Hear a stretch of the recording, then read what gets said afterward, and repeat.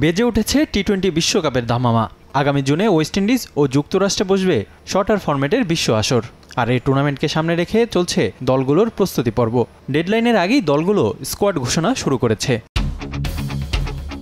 এবার চমক রেখেই টি-20 বিশ্বকাপের দল ঘোষণা করেছে দক্ষিণ আফ্রিকা। এইডেন মার্করামকে অধিনায়ক করে 15 সদস্য দলের তালিকা প্রকাশ করেছে প্রোটিয়ারা। প্রথমবারের মতো আইসিসির কোনো টুর্নামেন্টে দক্ষিণ আফ্রিকাকে নেতৃত্ব দিতে দেখা যাবে মার্করামকে।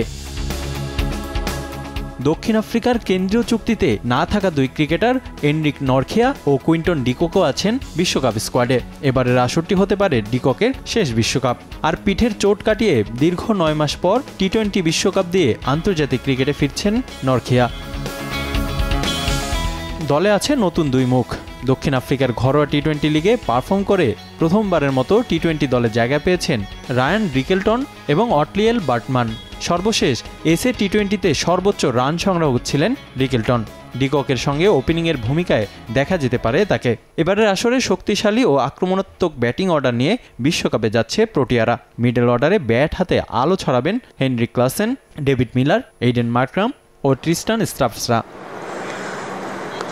প্রোটিয়াদের পেস ইউনিট সামাল দিবেন নরখিয়া, বার্টমান, রাবাদা ও কোয়েতজে।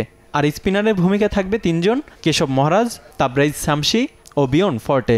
একমাত্র অলরাউন্ডার হিসেবে জায়গা পেয়েছেন মার্কো ইয়ানসেন। এছাড়া দলের রিজার্ভ হিসেবে থাকছেন নান্দ্রে বার্গার ও লুঙ্গি এনগিরি। ডি গ্রুপে দক্ষিণ আফ্রিকার সঙ্গে আছে বাংলাদেশ, শ্রীলঙ্কা, নেপাল ও নেদারল্যান্ডস। 3 জুন শ্রীলঙ্কার বিপক্ষে ম্যাচ দিয়ে বিশ্বকাপে নিজেদের যাত্রা শুরু করবে প্রোটিয়ারা। রিফাতুল ইসলাম মিরন, সময় সংবাদ।